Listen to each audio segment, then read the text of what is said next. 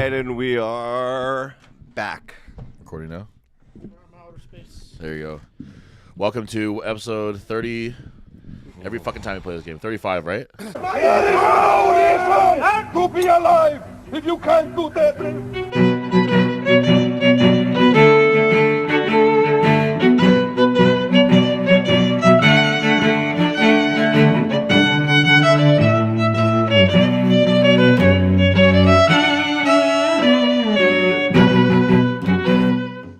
I think this one is 35. We had it wrong last week. Yeah, 35. Yeah, no, we got it.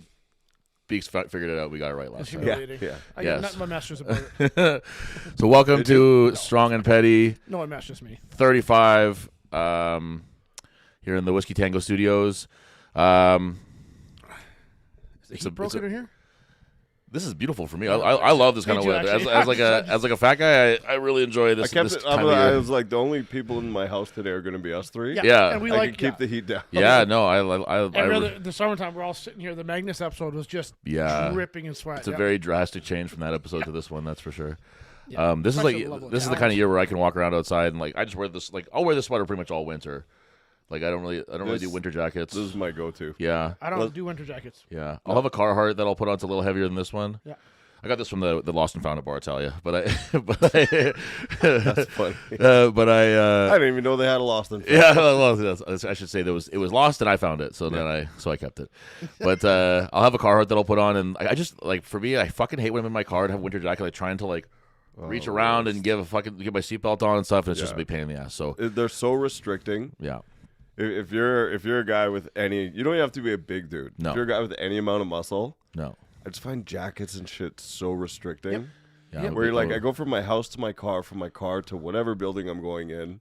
I'm not going out ice skating or No. whatever. I don't need a jacket. I just shuttle. Like I just put my hands in my pocket, put my head up, and just like run like this, like as fast as I can into whatever building I'm going for. I usually run a zip-up sweater. yeah. These I don't even like as much. I prefer a zip-up sweater. That's all I wear all winter. Unless I'm Well, you're the right type of sweating. body where you don't want your shirt lifting up. Exactly. Yeah. Devin likes to chew on the zipper like you want. But You know- it does suck because I keep getting my beard zipped up. That and you everything. would, yes, Yeah, absolutely. That's you would. happened a few times now, yeah. We had City TV come to my gym and do a little thing on Dan going pro and just on the sort of the gym in general, their news program there, and it was pretty awesome because Dan was doing his log press and his little belly was poking out the bottom and stuff. And yeah, it was excellent. But thank you to City TV for coming through at Iron Age and Joanne Roberts for coming and doing a little spot on us and putting a little spotlight on Manitoba Strongman in general. They've been really cool about What are we laughing at? Captain's upstairs making. Oh, the rabbit. Yeah, Beak's got a rabbit. So it's a massive rabbit. It's a big ass fucking rabbit. Yeah. Joanne was nice and put me on CBC when I did CSM, and now she's working with City TV. So she said Do you know this lady? she's a friend of Gian's, and so she's been really helpful in just kind of getting us on for media stuff. And she says that she has a lot more sort of freedom with the new place she's working and stuff. So we're gonna do Because I was something trying to for get the log. someone for Deadlift for Dreams. Couldn't get nothing out. It's really crazy how it's like because she said the same thing too, where she's tried to pitch say like the charity log thing to them and stuff, and they just didn't really give a fuck. So Yeah.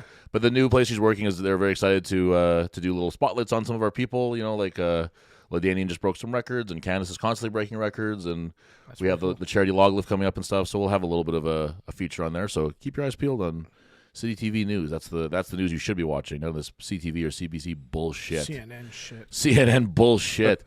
City TV just has their weekly Iron Age. Yeah, Tyler. it's well because she said she was like, we'll do something. We'll do like little athlete profiles leading up to the charity log list. So it kind of seems like it might be almost that kind of case. Yeah. That'd be kind of cool. But speaking of charity events, Speaking of charity, we got speaking of charities, that's awesome. we got just when you think you're fucking done for the season, there's one more thing coming up now. We got Is this new? Well, it's not us. It's okay. it's a friend of the scene, Ryan Fraze. Are you 120 athlete? Are you 120 athlete that we were very aware was there? Yeah. He okay. I always fuck up with these Mennonite names. It's Fraze, right? That's how it's not Froze. Froze. It's not Froze. It's Fraze. Fraze. Yeah. Okay. Froze is with a Z. Well, that's the movie Frozen. But they Great movie. Ryan and I believe his wife Ariel too was involved. They opened up a gym like a strongman, powerlifting, strength sort of focused gym in Winkler, right? Yeah. Tell me I got that right. Yeah, the Forge. Yeah. And they're doing a thing. I had all this information. I got the poster for it. Carly sent it to me. Oh, beautiful. Okay, so Want me to they're read it off? Yeah, I would love for you to do that. Let's give them a little plug here for their charity thing they got going on. Seulement, s'il te plaît. They See. Unless it's a different one. no, I'm sure it's The one. Max Axel charity lift. Yeah. That's the one. Candlelighters Childhood Cancer Support Group, December 9th, 1 p.m. Minimum entry, $25. Donations are welcome. All funds raised go to the Candlelighters Childhood Cancer Support Group. Email theforgejimwinkler@gmail.com. And then what I have here is 3 attempts at each Max Axle Clean and Press. That'd be hell. That'd be scary. And then a Max 18-inch axle deadlift. So kind of like a variation of Static Monsters, where Static Monsters is the log and the 18-inch pole, and this one's the axle and the 18-inch pole. So they're doing their own thing, which is cool. And we're going to bring a bunch of our guys out there, and I think that we're going to have a few new faces come out and try the competition portion of it. At the very least, we'll come out there and watch it and hang out. Because When is it? December 9th? December 9th, which I believe is a Saturday. Yes. Yeah, if you listen to other people talk, I just said that. He said, and So so it was a confirmation. So because Ryan asked to, he said they were unsure what date they wanted to do, if it was December or if that was too soon to do it later in the season, or later into the new year. And I said to him, I was like, yeah, maybe later in the new year's better. But then he said he specifically had to, or he wanted to do December specifically because the candle lighters thing is like it says right there, it's like cancer support, whatever. And I guess December is a very busy, expensive month for them. So they could specifically use the help funding. Yeah, the funding nice, in nice. December. So that's why it's happening. That's why it might seem like it is very quick. It's only 5 weeks away, which in terms of training for a competition is pretty short. Yeah. But it's a fucking charity exhibition lift. So go out there and have some fun. Like, I'm gonna do the deadlift. Yeah. Yeah, I'm just gonna go see what I pull that day. And I think, like I said, we have a few people that are. I just started doing axle clean and press with Basil. Oh, Yeah. So wow. So he's gonna go out there and try that, and then we got some new people that are gonna give it a shot too. So if you are at all interested, these are one of these ones like whether it's Deadlift for Dreams or the log competition or whatever it might be, where if these one of these ones where you are toying with the idea of competing, you're not really sure if this might be for you or whatever, this is the best opportunity that there is to try it because it's low pressure. It's not really a competition, like it's an exhibition more than anything else. A friendly. Friendly exhibition, and it's charity, so you can't beat that. And so it's like it's single events and it's a fast day, and it really gives you the idea of what it's like to compete in front of an audience, to compete on someone else's time, to do all that shit you don't have to do in the gym, right? So I would strongly encourage anybody to check this out. And the part that I like the most about it is it says right on the poster that all funds will be donated to the charity in question. Yeah. None of this portion of the proceeds bullshit. Yeah. So when you guys do Deadlift for Dreams, what portion of the proceeds go to the charity? It all goes to the charity. All of it. Yeah, That's the answer I was looking for. All of it. Yeah. 100%. When we do the log, I was like, shit, you know something I don't This is know. Calling me out live. yeah, this is a big Live setup. on this show. You're like, all of it. Wrong. It's Yeah. not all of it. I know it's not all of it. So Show me receipts. the answer is 100% of the proceeds go, or the 100% of the. I don't think it's even the proceeds. I think it's just the money that's raised. Everything Yeah, it's goes not. to, It's there's like- no like cost covered or anything. It's just it all goes to it. Yeah. And the same thing when we do our charity log event is that it's 100% of the money we make goes to the events. So just pay attention to that. And I'm not going to say anybody specific, although I am thinking of somebody specific. If somebody's holding a competition and they say that this percent of proceeds go to charity or whatever it might be, well, ask yourself where the other 75% is going to, or where the other fucking 80% or whatever the fuck it might be. Is if someone's making money off of a charity event, don't do those events. This is like a real one where people are going to be trying to gather money for somebody for a group that needs it, and none of this a portion of the proceeds while we keep the rest of it. I agree. And if you're doing that, fuck you. That's it. But so I want to say that one quickly. So if you're at all interested, please, or at the very least, come out and hang out and check it out at the Fords. They got a brand new gym there. I know Winkler's a little bit of a hike. I wasn't listening. Did they list a time? I One think it was 1 p.m. Okay. I can appreciate that you can at least acknowledge that you weren't listening, though. That's nice. I did listen. Yeah. It just didn't absorb the information. I heard. I wasn't listening. In passing. So so get out there and respect to those guys for doing something that's something different and really just to Ryan for like opening the gym out there. Mm-hmm. Like that's been kind of that was a little bit of a hot spot. Like they had a gym closed down. They had the Muscle Hut. Like, there's Muscle Hut, and then they went. I don't know if that's the one, but there was a gym that closed down with something like 400 and some members, and then it was kind of like a void now. Right. Besides Devlu's, and Right. I'm sure some other Winkler spots. I'm just not. Devil's Morden. Yeah, he's Morden. Morden. Yeah. Yeah. Which is close enough that people will travel. Sure. Yeah. But so Ryan seeing an opening, an opportunity, and it's Look- scary. it looks He like a put nice- everything on the line, man, Yeah, to for open sure. that gym. Like people don't understand how scary that is for Yeah. a young married couple to put everything on the line to open Right. something up. Small town like that too, Yeah. where you only have a certain population that you're pulling from, and you're really hoping that you can kind of like create new interest. Because like say I can open a gym in Winnipeg, and there's people who are, there's enough people who are say involved in strongman or on the peripherals of powerlifting or whatever it might be, and they want to kind of check it out, that I can pull those people in. But realistically, if you're talking about a place like Winkler, like a very small percentage of those people right now have it in their head, I want to do strongman. Yeah. You can show it to them and they'll be like, I love this and I want to do it now, but you have to do that too. Like you can't just, it's not gonna be a thing where you're like, oh, I opened this ice cream thing and everyone loves ice cream, so they're gonna come down here. Yeah. You know what I mean? Like it's a really big risk to take. So respect to those guys for doing it, which is also nice too, because we have another place in Manitoba that people can go to for strongman training, which is kind of seems like it's kind of growing all the time, to be honest with you. Like we have Winnipeg, and or Iron Age, and that's it in Winnipeg, and we have training grounds in the rural area. Yeah. We have Jack's Gym, which is Garrett's garage gym, but he is nice enough to let people train in there when they're traveling through and stuff. And now you got the Forge. We got the Forge. We got Cody trains people in his Altona. Yeah, Altona. Yeah.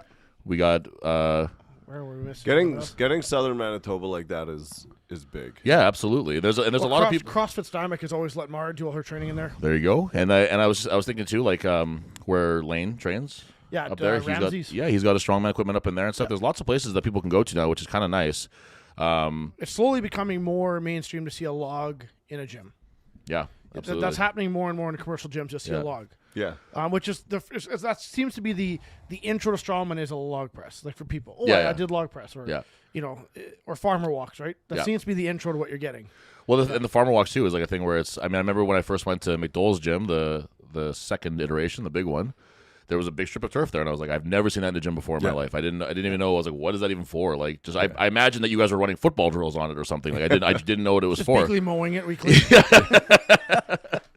So I just didn't have any understanding, and so then when Beakley introduced me to the Prowler, and then I suddenly understood all too well what it was for. Yeah. And now it's a thing that you really couldn't have a gym like that without.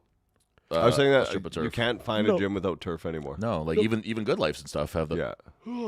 No, I'm struggling, guys. Oh my goodness. Yeah. And it's funny, you go back to McDowell Performance Systems before we met any of you guys.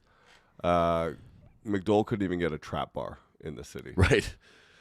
And now you look at all the things that, like, trap bars are a must. Right. Every gym has Right. a handful of them. Yeah. The turf. An SSB the bar, logs. like you see Did you that. guys have turf in the original location that I met you guys in, where the dungeon was? Yeah. There was that in the progressive side? Pro A. Yeah. Okay, yeah. So what year would you have? But it was the wasn't first huge. year that you had turf? 08. Wow. So way Yeah. back then. Yeah. It was just a shorter piece, or how long was it running there?